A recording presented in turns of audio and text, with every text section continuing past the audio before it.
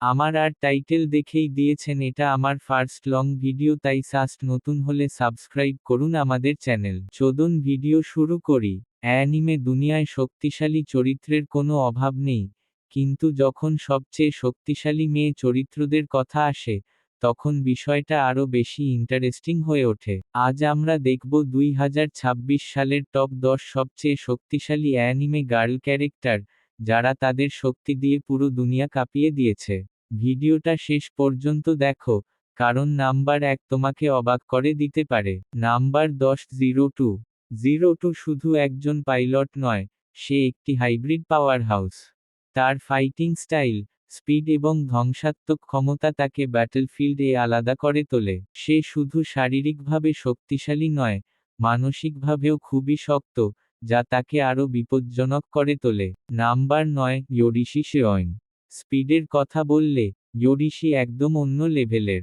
তার বজ্রগতির মুভমেন্ট এবং hand to hand combat skill এতটাই উন্নত যে শত্রুরা প্রতিক্রিয়া জানানোর সুযোগই পায় না।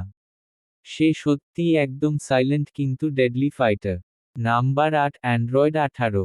অ্যান্ড্রয়েড 18 এর সবচেয়ে বড় শক্তি হল তার ইনফিনিট এনার্জি।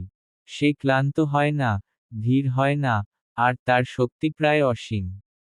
তার স্পিড, শক্তি এবং ব্যাটল ইন্টেলিজেন্স তাকে অ্যানিমের অন্যতম বিপজ্জনক ফাইটার বানিয়েছে। নাম্বার 7, মাকাসা অ্যাকামেন। মাকাসা হল স্কিল এবং ডিটারমিনেশন এর একদম পারফেক্ট উদাহরণ। মানুষ হয়েও সে একাই টাইটান্সের বিরুদ্ধে লড়তে পারে। তার রিফ্লেক্স, স্পিড এবং কমব্যাট টেকনিক তাকে প্রায় অপরাজেয় করে তোলে। Number 6, Erza Scarlet. Erza Scarlet মানেই শক্তি এবং বহুমুখিতা। তার 100টির বেশি আর্মার ট্রান্সফরমেশন রয়েছে, যেগুলো সে লড়াইয়ের সময় বদলাতে পারে। তার ডিউরেবিলিটি তাকে অসম্ভব পরিস্থিতিতেও লড়াই চালিয়ে যেতে সাহায্য করে। নাম্বার 5, এসডেথ। এসডেথ শুধু শক্তিশালী নয়, সে নির্মম। তার আইস পাওয়ার দিয়ে সে পুরো ব্যাটলফিল্ড জমিয়ে ফেলতে পারে। আর সবচেয়ে ভয়ঙ্কর বিষয়, সে সময়ও থামাতে পারে। একবার সে নিয়ন্ত্রণ নিয়ে নিলে, তাকে হারানো প্রায় অসম্ভব। নাম্বার 4, হোমুরা আকেমি। হোমুরা এর ক্ষমতা তাকে সম্পূর্ণ ভিন্ন লেভেলে নিয়ে গেছে।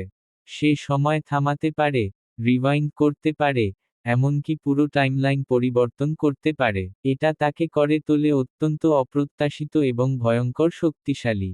নাম্বার 3, ম্যাডোকা কানামে। ম্যাডোকা শুরুতে একজন সাধারণ মেয়ে হলেও পরে সে হয়ে ওঠে একটি কসমিক সত্তা।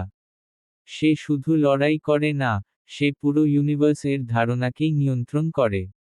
তার শক্তি সময়, স্থান এবং ভাগ্যের সীমা ছাড়িয়ে গেছে। Number 2, Sailor moon. Sailor moon একটি ক্লাসিক কিন্তু অত্যন্ত শক্তিশালী চরিত্র। সে মহাবিশ্ব ধ্বংস করতে পারে, আবার নতুন করে তৈরি করতেও পারে।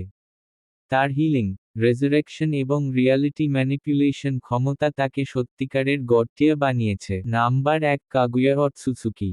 এবং শেষ পর্যন্ত, তালিকার সবচেয়ে শক্তিশালী চরিত্র, কাগুয়া।